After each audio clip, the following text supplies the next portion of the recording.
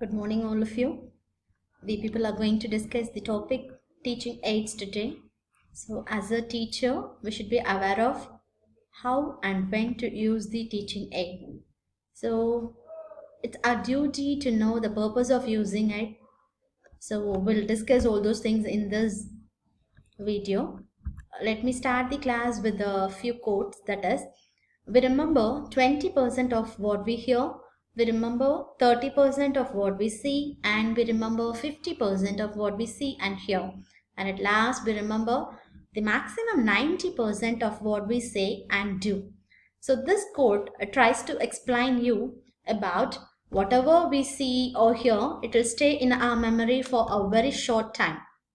If we see and hear, it will also stay. Only 50% of the content will be in your mind.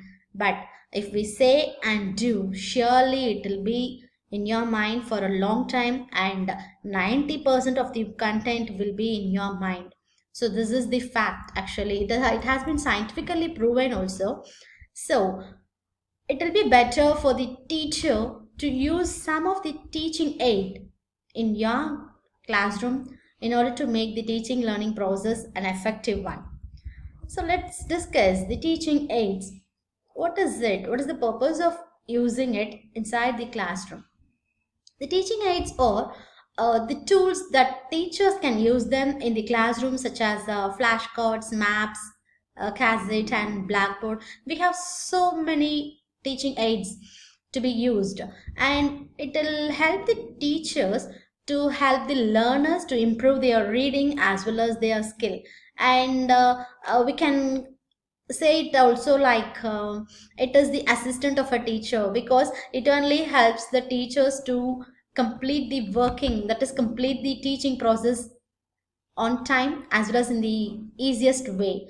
So it will help the teachers to illustrate the concept or content or whatever it is. If the teacher wants to convey an idea or fact to the students in a proper way, we can say like that, if it will be a easiest way. Okay, so through the teaching aid we can teach or we can convey the concept to the students easily. So, and now this teaching aid can be classified into three different categories.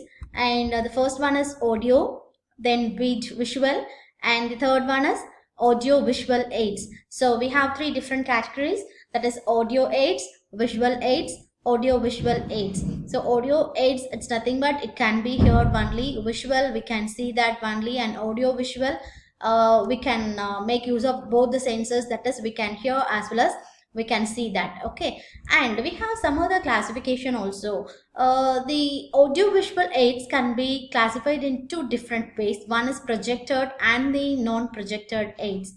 So what is the difference between these two things? uh, um, in using the teaching aid, how can we classify to whom we can use the projected and to whom we can use the non-projected?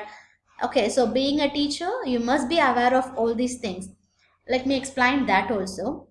A teaching aid can be used to the students which should be apt to their maturity level. Okay, so for the lower class people, a set of aids should be used, and for the higher class students, another set of teaching aids should be used. Okay, so here I have told you that we have two different classifications. One is projected and the non-projected aids. So projected aids can be used only to the higher class students, and the non-projected aids, it should be used only to the lower class students. So based on the cognitive level of the students, this usage of aids will be classified. Okay, so based on their cognitive level, the aids, that is projected or non-projected aids, it will be decided by the teacher. So what are all the non-projected and what are all the projected aids?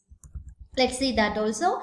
The non-projected, it can be classified, it can be further classified in 5 different ways. The first one is graphics, the second one display boards, then 3D aids, audio aids, and then activity aids. So these 5 will come under the non-projected. Under these 5 headings we have different subtitles. That is, graphics means it's nothing but like picture, charts, maps, graphs, then puppets, flashcards, and posters. All these things will come under the graphic.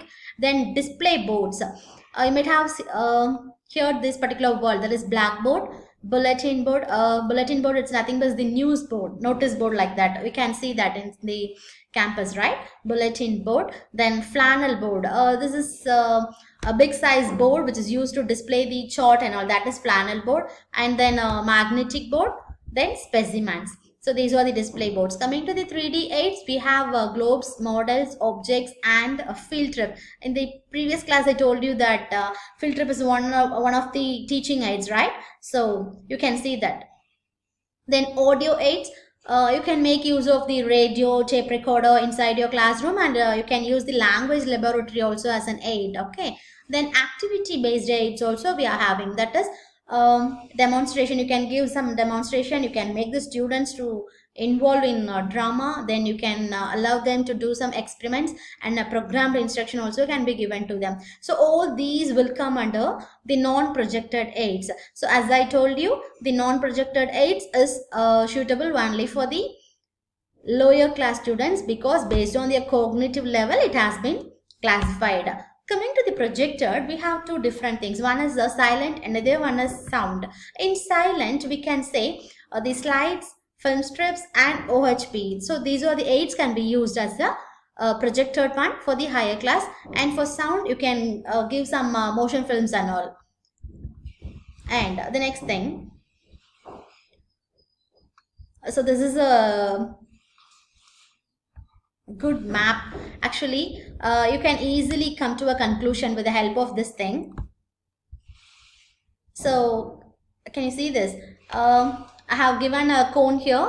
One is active learning and then the one is passive learning. You can see whatever we have seen in that first slide, you can see here also, because in that top 10% of what they read and 20%, that is, this is the cone which shows you the how the students are able to remember, and how long they can remember, and what are the content they can remember. So all these things can be listed in such a way for your better understanding. So you can see here, whatever you read, you can remember, you can keep in your mind only for few time, and among those we can keep only 10% only in your mind, and then 20%, whatever you are hearing, you can keep in your mind only for 20%, and then whatever you can see, among those you can keep in your mind only 30%, and 50% of the content you can see and hear.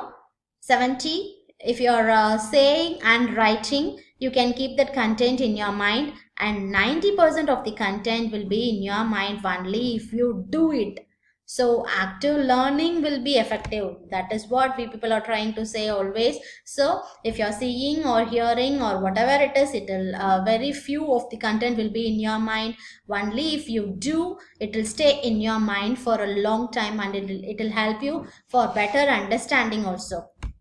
Okay, so this is what the cone is explaining, and now we people are going to discuss the need and importance.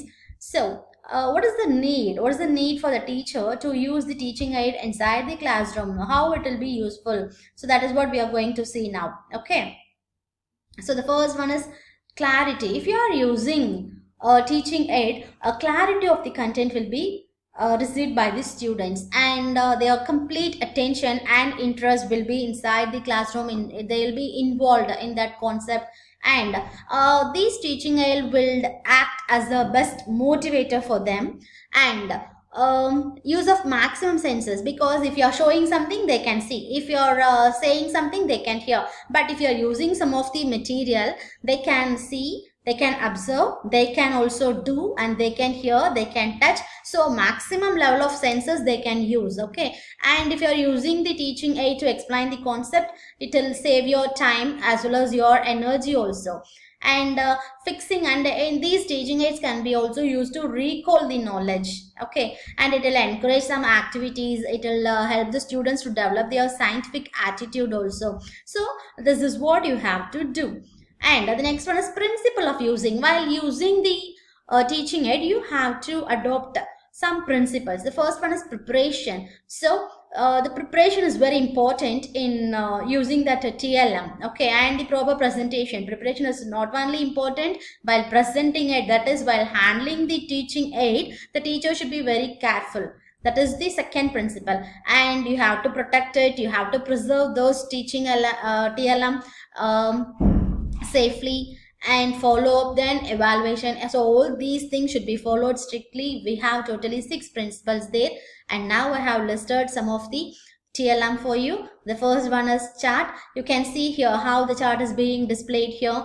It seems to be very colorful, very attractive, and it seems to be very informative because we can give so many information in a single chart. Okay, so this is a colorful chart I have given. So the chart is the oldest form of TLM, because from our traditional classes we are being used this particular teaching aid in the teaching learning process, and it will help because it is in a big size, right? So we can hang it in the wall also, and it will be useful to visualize the content. Okay, if you want to display some important points or some authors or some pictures, you can display it in the chart. Okay, and in that chart also we have so many different types, that is picture chart, time chart, table chart, graphic and flow, tree chart, like that. You are having so many different types. And now the flashcards. So flashcards, it is also one of the TLM. You can make use of it for your students, especially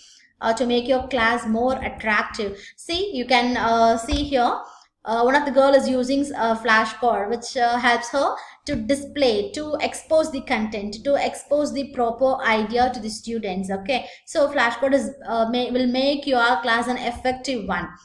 And this flashcards, usually it will be used at the end of the sessions, because it will be having that the teachers can display the flashcards both in front and back, right? So usually what will they do is they will be using this flashcard at the end of the session to recall the concept. Okay, so questions at the one side and answers at the other side. So you can make use of this flashcard also. Okay, and now the next one is flip charts. Also we are having flip charts. Let me show you some examples here. Flip charts and flip cards are here.